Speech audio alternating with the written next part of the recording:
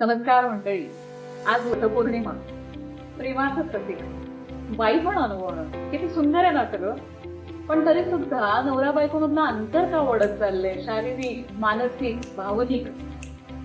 याच अनुषंगाने मध्ये मी एका वृत्तपत्रामध्ये सिरीज लिहिली होती. 40च्या पुढचे स्त्री पुरुष ते एकत्र येऊन तिथे मैत्री, व्यवसाय आणि बऱ्याच काही गोष्टी घडतायत. सो त्याच ग्रुप मधले योगायोगाने काही पुरुष भेटले आणि साधारण माझ्याच वयाचे काही माझे मित्र. त्यांच्याशी जेव्हा मी या विषयावरती चर्चा केली तेव्हा ते म्हटले, काय तीच कटकट, दिवसभर काम करा, घरी आल्यावर तिची गुंतून नको होतं, मग बाहेर जरा बरं वाटतं, मन रमतं. आणि दुसरा एक विषय असा समोर आला की भारतामध्ये सगळ्यात जास्त डिवोर्स रेट साधारणपणे महाराष्ट्र स्टेटचा. या दोन विषयांनी कुठेतरी मनामध्ये चलबिचल निर्माण झाली आणि मग ह्याची कारण शोधायला सुरुवात केली.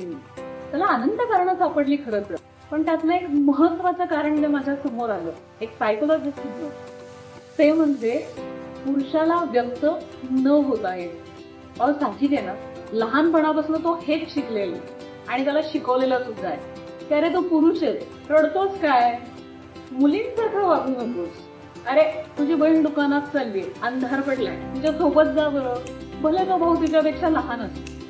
त्याने हे शिकलं सुद्धा आहे आणि हे पाहिलं सुद्धा आहे. त्याचे वडील, काका, घरातली वडीलधारी माणसं हेच सगळं वागत असतात आणि मग मुलगा म्हणून जन्माला आलेला तो पुरुष म्हणून वावरायला लागतो आणि मग आपल्याला वाटतं पुरुष स्थितप्रज्ञ आहे.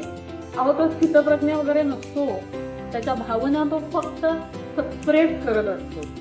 मंडळी, मला एक सांगा, जेव्हा तो कंटिन्युअसली त्याच्या भावना सप्रेस करतोय, तो स्वतःला माणूस म्हणून फील करू शकत असेल का हो?